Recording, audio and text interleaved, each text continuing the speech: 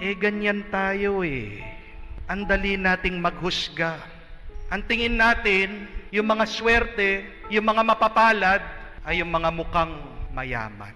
Maaaring mukhang mayaman, pero ang tanong, mayaman ba ang kalooban? Hindi po ba ang tunay na pinagpala, ang tunay na mapalad, ay yung mga mayayaman hindi sa kanilang palad, pero mayayaman sila sa kanilang kaluluwa. Pinapaalala sa atin ni Jesus, hindi naman talaga tunay na mapalad ang mga mayayaman, ang mga merong sobra-sobra, ang mga busog, ang mga ngumingiti, ang mga humahalakhak. Bakit? Kasi ang kanilang pinagkakatiwalaan, yung mga hawak-hawak nila, lilipas din yan. Yan dapat ang ating matutunan. Iiyak ka kung ang iyong pinagkakatiwalaan, ang iyong kinakapitan ay hindi nananatili. Kung ito ay malulusaw, kung ito ay mawawala, kung ito ay nanakawin, hindi yan makakapagbigay ng tuwa at kapayapaan sa iyo. Bakit sinabi ni Jesus, itong mga merong kayamanan, itong merong mga ari-arian, hindi sila mapalad, kawawa sila, dahil walang peace of mind yan. Amen?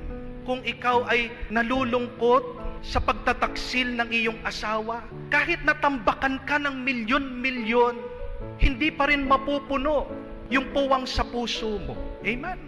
Kung ikaw ay may sakit, nanghihina, malapit ng mamatay, gaano pa karami ang iyong kapangyarihan, gaano pa kalakas ang iyong impluensya, hindi ka bubuhayin yan.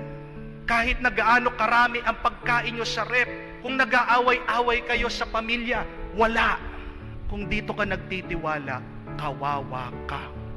Kasi yan, nawawala kamukha ng hangin at hindi yan nakakapagpuno ng kulang natin sa ating buhay. Amen? Sabi pa nga sa unang pagbasa, napakaganda.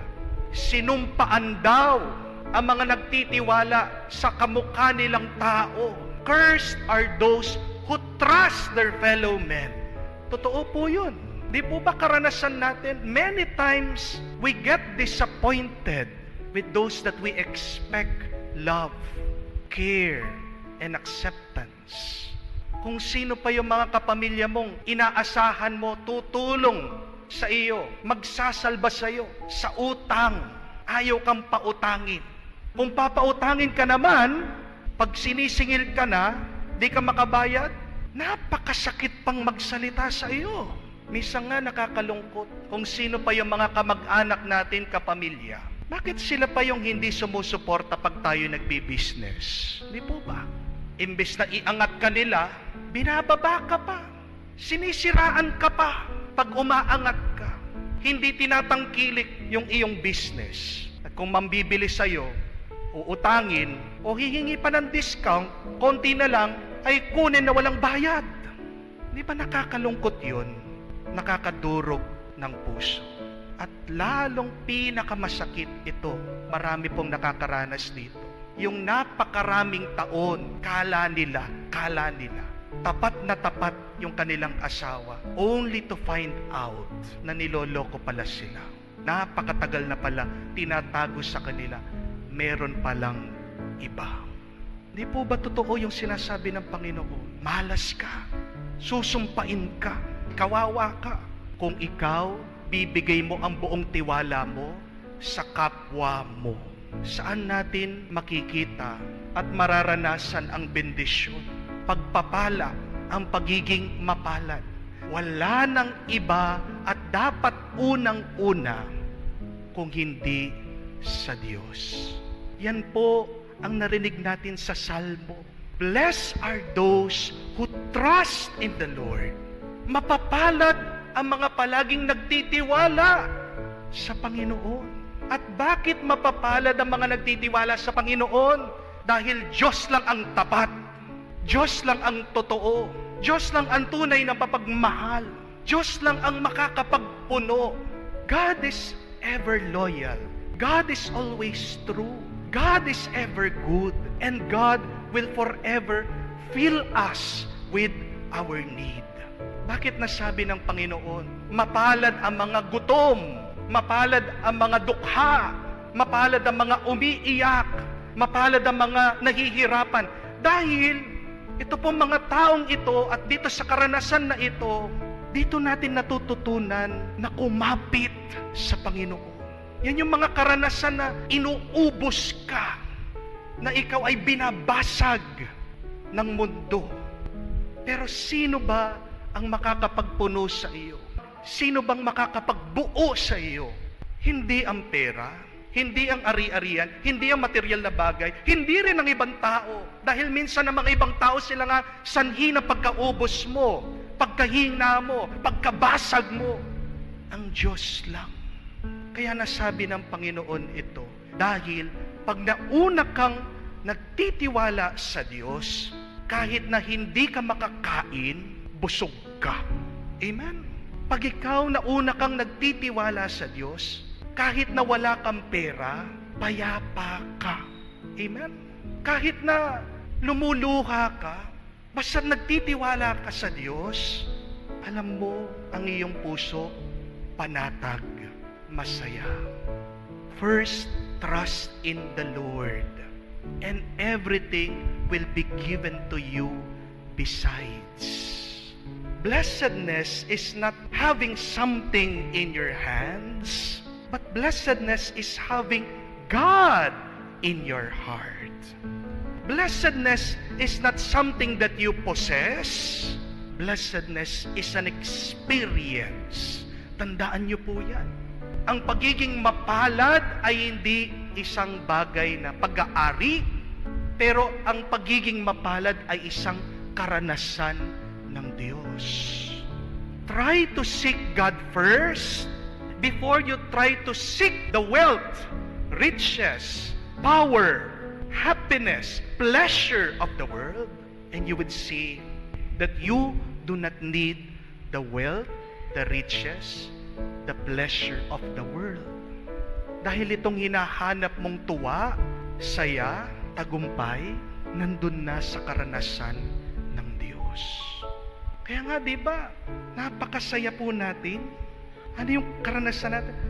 Payapa tayo pagkatapos nating magsimba, pag umuuwi tayo. Dahil yun lang yung kailangan natin eh. Yung maranasan natin ng Diyos araw-araw sa ating buhay. Amen? Kamukha po kahapon, meron po tayong mga followers bumisita sa akin. Isa po silang pamilya. At pumasok po sila dito sa simbahan. Kasama po yung grade 2 na batang maliit, anak po nila. Napansin ko po, yakap-yakap ng bata, picture frame. Tapos tinanong ko, "O, sino yan? Bakit meron kang dalang picture frame?" Sumagot po yung bata, "Si Papa po," sabi niya. "Bakit dala mo yung picture ni Papa mo? Nasaan ba siya? Naka-abroad?" Sumagot po yung babae, yung nanay, sabi niya, "Father, yung mister ko wala na po. Last year po pumanaw dahil sa COVID. Isa po sila sa mga unang natusukan ng bakuna. Pero kahit na bakunado, nagka-COVID pa rin. Hindi po kinayanan, hindi po nakapag-survive. Napakahirap nga po eh," sabi niya. Habang lumuluha siya, umiiyak. Naawa po ako. Naiiyak din po ako. Sabi niya, 52 years old pa lang po. Na-imagine ko din po, paano kaya kung yung tatay ko siyang mawala. Masakit po. No? Masakit. Yung ini-imagine mo na hindi pa panahon, pero nawala siya. Kailangan pa siya ng pamilya niya. Nadurog po yung puso ko habang umiiyak siya. Pero sabi niya, "Alam niyo po, Father, dahil po sa mga homily niyo, pag nagsisimba ko, Diyos na lang po ang kinakapitan ko araw-araw. Yun lang po salita ng Diyos, yung lakas ko. Alam niyo po, yung awa ko, napalitan sa pagkamangha, pagkabilib, at nasabi ko sa sarili ko, ang swerte ng babaeng ito, ng nanay na ito, ng pamilyang ito. They are blessed. Why? Dahil napakalakas nila, lumalaban pa rin sila. Di po ba? That is true blessedness. Yung gitna ng problema, gitna ng bigat, gitna ng pagsubok, lumalaban ka pa rin. Bakit? May panlaban ka. At ano yung panlaban mo? Ang Diyos. Diyos lang. Kaya nga, palagi po nating mababasa sa mga salmo Sabi, the Lord is my strength, the Lord is my rock, the Lord is my sword, the Lord is my shield. Yan lang yung panlaban mo. Yan lang yung lakas mo. Alam natin yan. Kahit na may pera ka, kahit na may pagkain ka, kahit na napakaganda ng bahay mo, kahit na merong kang titulo, wala yan kung wala ang Panginoon. Kung hindi buhay ang Diyos sa loob mo, sa puso mo, sa buhay mo. Kaya, my dear friends, let us seek God first. Subukan po natin, araw-araw, magsumikap tayo, kumapit sa Panginoon, bago tayo kumapit sa mga bagay ng mundong ito, bago tayo magtiwala sa ibang tao. Mapupuno ka, magiging masaya ka, at tunay kang tatawagin, pinagpala